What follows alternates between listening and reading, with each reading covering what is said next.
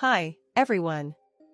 I'm Hannah, and I want to tell you about the time when my life took a surprising turn. I was 25 years old, working as an accountant at a company where I met Tom. Tom was the head of the marketing department, a pretty serious guy, but with a charm that was hard to miss. At first, Tom and I were just colleagues. We exchanged polite hellos and discussed work stuff now and then. He was always busy, and I was too focused on my tasks to think much about him. But things changed at one of our company parties. It was one of those annual events where everyone let loose a little. The party was lively, with music blasting and people dancing everywhere. I wasn't much of a dancer, so I decided to take a break on the balcony, away from the noise. That's when Tom joined me. We chatted for a bit about work and the usual small talk. I noticed how his serious demeanor from the office melted away into a more relaxed and friendly vibe. We started talking about our lives outside work, our interests, and what we liked to do for fun. "So, what do you do for fun, Tom? I can't imagine you being anything but serious," I teased. He laughed. "Well, I enjoy hiking and playing the guitar. I guess I'm not all work and no play after all." As the conversation flowed, there was a moment of silence. We looked at each other, and without thinking, we leaned in and kissed.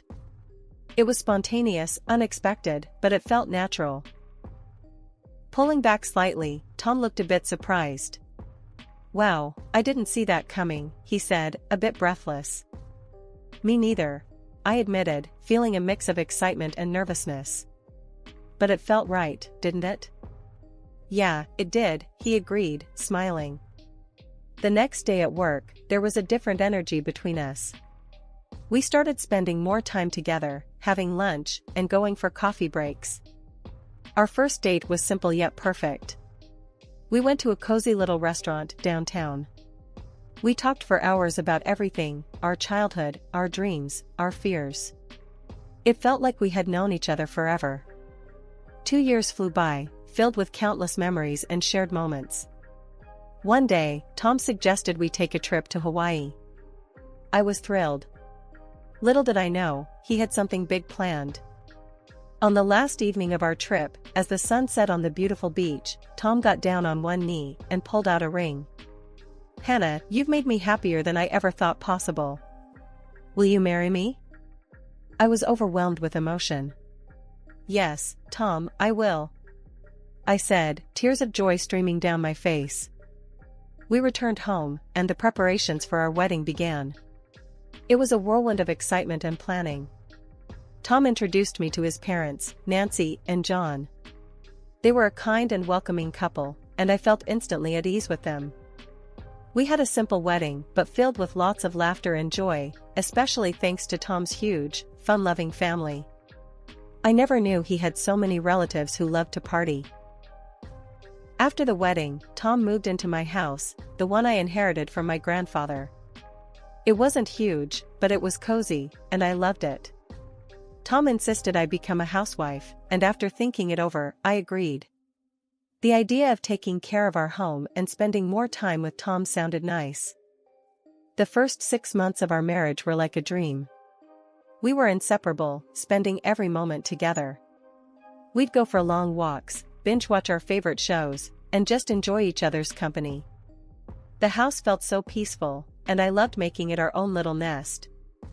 Tom's parents, Nancy and John, started visiting us more often. They'd drop by unannounced, but I didn't mind too much at first. It was nice having them around, and they seemed to enjoy our company too. They often talked about their small rented apartment and how cramped it was. One evening, while we were having dinner, Nancy sighed heavily. "I just wish we had more space, you know? That apartment is just so tiny." John nodded in agreement. "Yeah, it's getting a bit claustrophobic." I tried to be sympathetic.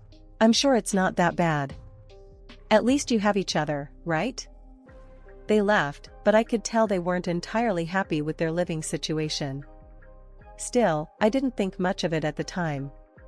I was too focused on enjoying my life with Tom. As the weeks went by, Tom's parents continued to visit frequently. They'd stay for dinner and often hinted about how nice it would be to live in a bigger place. I tried to brush it off, focusing on the positive aspects of our time together. One afternoon, while I was preparing dinner, Nancy dropped by unexpectedly. "Hi Hannah, I thought I'd keep you company while you cook." "Sure, Nancy. I could use the company," I replied, trying to sound cheerful. She wandered around the kitchen, looking at everything. "You know, this house is really nice. So much space and so cozy." "Thanks, Nancy. I really love it here." She sighed again. "Our place is just so small. It's hard to even move around sometimes." I felt a bit uncomfortable but didn't say anything. I didn't want to be rude. After all, they were Tom's parents, and I wanted to keep the peace. As the months passed, I noticed Tom was spending more time talking about his parents and their living situation. He'd bring it up during our dinners and casual conversations. "Hannah, my parents really struggle in that tiny apartment. It's not fair for them, you know?" "I get it, Tom. But they seem to manage, right?" "Yeah, but still, I wish there was more we could do for them." I nodded, not knowing what else to say. I wanted to support Tom, but I also didn't want to disrupt the peace and comfort of our home. I hoped things would just work themselves out. One day, Tom came home and casually said, "Hannah, my parents need to stay with us for a couple of weeks. Their apartment is getting renovated." I blinked, a bit taken aback, but wanting to be supportive. "All right, Tom, I guess we can handle that," I replied, trying to stay positive. I figured I could get along with Nancy and John since they seemed nice enough. A few days later, I saw a massive truck pull up outside our house. Movers started unloading a ton of furniture and boxes. I stood there, watching in disbelief as they filled our house with their stuff. "What's all this?" I muttered to myself, feeling a knot tighten in my stomach. Nancy and John arrived soon after, looking cheerful. "Thanks for letting us stay, Hannah," Nancy said, patting me on the shoulder. I forced a smile. "Sure, but why didn't you rent a storage room for all this stuff?" Nancy waved her hand dismissively. "Oh, I don't trust strangers with my things. It's just for a couple of weeks." I nodded, trying to hide my growing unease. For the first few days, they were polite and thanked me for letting them stay. I even started to relax a bit, thinking maybe it wouldn't be so bad after all. Tom suggested we have a family dinner to welcome them properly. I agreed, thinking it might help ease the tension. The night of the dinner, I worked hard to make everything perfect. I cooked a nice meal and set the table nicely. As we all sat down, Nancy and John seemed pleased. "Thank you, Hannah, this is lovely," Nancy said, smiling. I smiled back, feeling a bit more at ease. "I'm glad you like it. Welcome to our home." The dinner went smoothly, with everyone chatting and laughing. I started to think maybe this arrangement could work after all. Tom's parents seemed grateful, and I hoped we could all get along well during their stay. But as the days went by, I couldn't shake off the feeling of being overwhelmed by all their stuff crowding our house. Every room seemed to be filled with their belongings, and it felt like our space was shrinking. I tried to stay positive, reminding myself it was only for a few weeks. Despite the growing clutter, I continued to focus on keeping the peace. I cleaned up after them, cooked their meals, and tried to be a good hostess. Tom seemed pleased with how things were going, which helped me stay positive. One evening, as I was cleaning up after dinner, Tom came into the kitchen. "Hannah, thanks for making this work.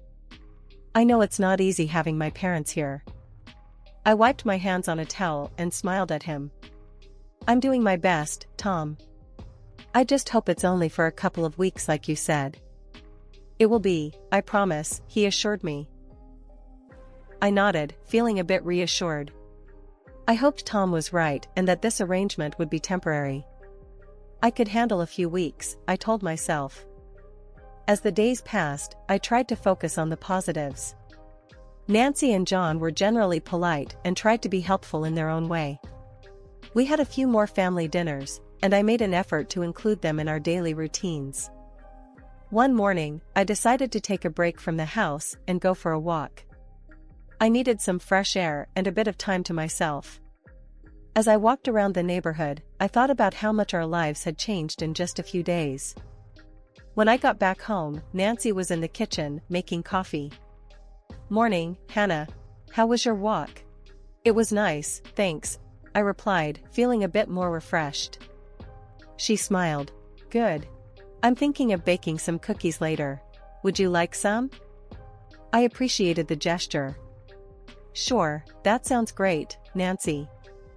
As I went about my day, I reminded myself that this was just a temporary situation. I could handle a few weeks of extra company and clutter. It wasn't ideal, but it was manageable. Things took a turn after a few days of my in-laws moving in. It started slowly, but soon became clear that Nancy and John were taking over our house. It began one morning when I was making breakfast. Nancy walked into the kitchen and wrinkled her nose at the spread. "Hannah, what's this? Oatmeal again? We need some real food. Bacon and eggs would be nice." I clenched my jaw, but nodded. "Fine, I'll make bacon and eggs tomorrow." The next day, I found Nancy in the living room, moving my favorite chair. "This recliner needs a better spot. Don't you think, Hannah?" I tried to keep my cool. "Nancy, please ask before moving my furniture." She just shrugged. "It's for the best, trust me." John wasn't any better. He'd park himself in front of the TV all day, snacking and leaving crumbs everywhere. I confronted him one evening. "John, can you at least use a plate? The living room's a mess." He grunted without looking away from the screen. "Yeah, sure, whatever." I felt like I was losing control of my own home. Every day, Nancy would find something new to criticize or change. One afternoon, I caught her rearranging the kitchen cabinets. "Nancy, what are you doing?" I asked, trying to stay calm. "Oh, just organizing things better. Your system is a bit chaotic." It was getting harder to keep my patience. I talked to Tom about it that evening. "Tom, your parents are taking over. They're changing everything and making a mess." He sighed, looking annoyed. "Hannah, they're just trying to help. Can't you just let it go?" I couldn't believe his attitude. It was like he didn't care about how I felt. I decided to try and manage things on my own, hoping they'd eventually leave as promised. The next morning, Nancy decided to critique my cleaning. "Hannah, this house is dusty. Can't you do a better job?" I bit back my frustration. "I clean every day, Nancy. Maybe you could help out?" "Help out? I'm a guest here, remember?" I walked away before I said something I'd regret. I was feeling more like a maid than a hostess. John was no help either. He'd leave dirty dishes everywhere, expecting me to clean up after him. One day, I found Nancy going through my closet. "What are you doing in here?" She didn't even look guilty. "Just seeing if you have something I can borrow. We're about the same size." "Nancy, you can't just go through my things. Ask first." She huffed and walked out, muttering under her breath. I felt like I was losing my mind. Tom's lack of support made it even worse. Every time I brought up an issue, he'd brush it off. The next morning, Nancy announced she was going to redecorate the guest bedroom. "I think this room needs a new look. I'll bring in some new curtains and a bedspread." I stared at her, incredulous. "Nancy, this is my house. You can't just change everything without asking. We're just trying to make it more comfortable, Hannah. You should be grateful." I felt a wave of anger and frustration, but decided to walk away. I needed to find a way to regain control of my home and my life. I hoped Tom would eventually see reason, but I wasn't holding my breath. Things had gone from bad to worse. Nancy, my mother-in-law, started taking my bank card without even asking. One day, I noticed charges on my account that I didn't make. It was Nancy, buying things for herself. I confronted her about it. Nancy, you took my card without asking. You can't do that. She looked at me, unbothered. Hannah, we needed a few things. What's the big deal? It's my card, Nancy. You need to ask first. She shrugged and walked away, leaving me fuming. I decided to talk to Tom about it, hoping he'd back me up. Tom, your mom's been using my bank card without asking. This has to stop, I told him that evening. He barely looked up from his phone. Hannah, it's just some groceries and stuff. She can use it, we live off my income anyway. I walked away, feeling defeated. It was clear Tom wasn't going to support me. I felt like I was losing control of my own finances, let alone my house. A month passed, and there was no sign of Nancy and John leaving. Every day felt like a struggle to maintain some sense of normalcy. They were constantly going through my things, rearranging the house, and demanding specific meals. One evening, during dinner, I decided to bring up the topic. Nancy, John, when do you think you'll be heading back to your apartment? They both laughed, and I looked at them, confused. Tom finally spoke up, Hannah, they're staying here indefinitely. I don't have the money to rent them a separate place right now. I stared at him in disbelief. What? Indefinitely? Tom, we didn't agree on this. They're my parents, Hannah. They need a place to stay. I felt a wave of depression wash over me. This wasn't what I signed up for.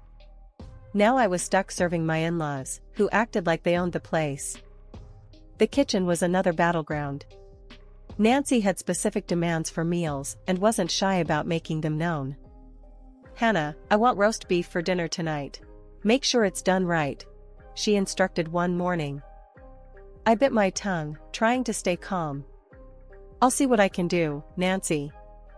Every day felt like a struggle to keep my sanity. Tom was no help, constantly siding with his parents. I felt trapped in my own home, forced to cater to people who treated me like a servant. One evening, I decided I'd had enough.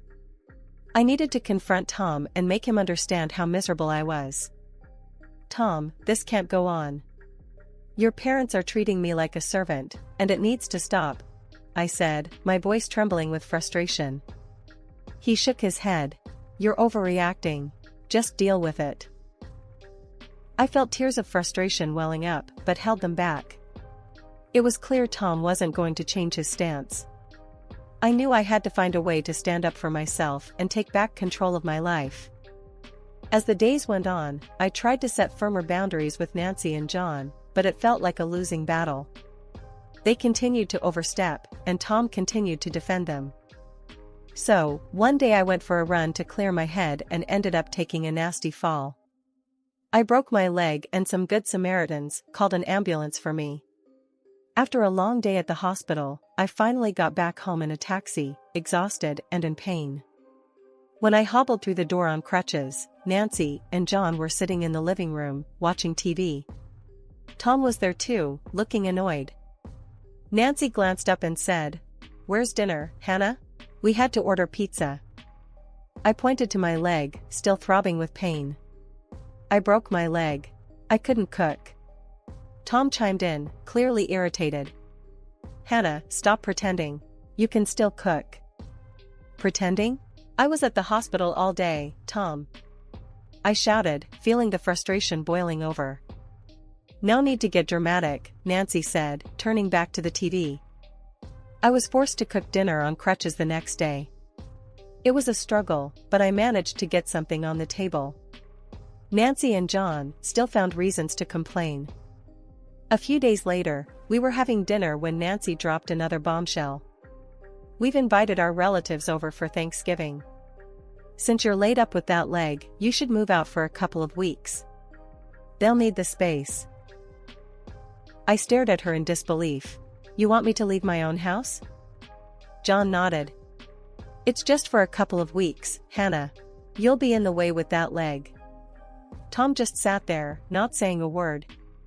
I looked at him, hoping for some support, but he avoided my gaze. "You can't be serious," I said, feeling my patience snap. "This is my house. I'm not going anywhere." Nancy crossed her arms, looking defiant. We've already told them they can stay here. I felt a surge of anger. You had no right to do that. This is my home, not yours. Tom finally spoke up. Hannah, just do it. It's only temporary. I couldn't believe what I was hearing. You expect me to leave my house so your relatives can stay here? With my broken leg? You're being difficult, Hannah, Nancy said, her voice cold. I felt my blood boil, but then a strange calm washed over me. I smiled, feeling a surge of strength. No, Nancy, you get out of my house.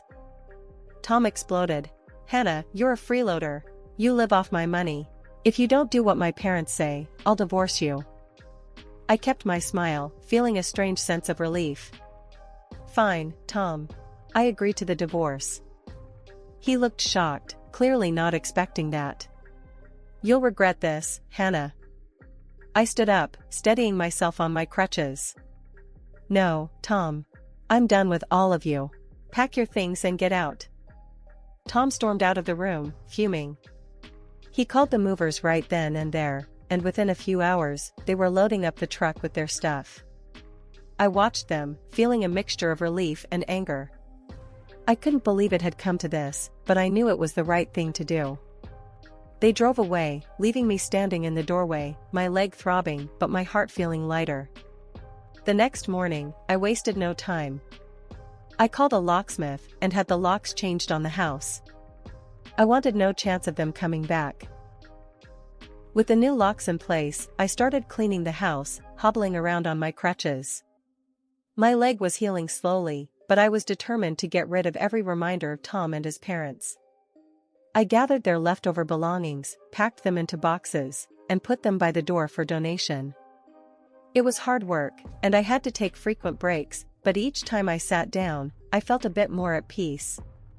I went through each room, removing anything that reminded me of them. I wanted my house to feel like mine again, free from the chaos they had brought into my life. Just when I thought I'd finally have some peace, something unbelievable happened. I was getting ready to spend Thanksgiving alone, looking forward to a quiet day. I had just put a pie in the oven when there was a loud knock on the door. I hobbled over to the door, still a bit sore from my leg injury.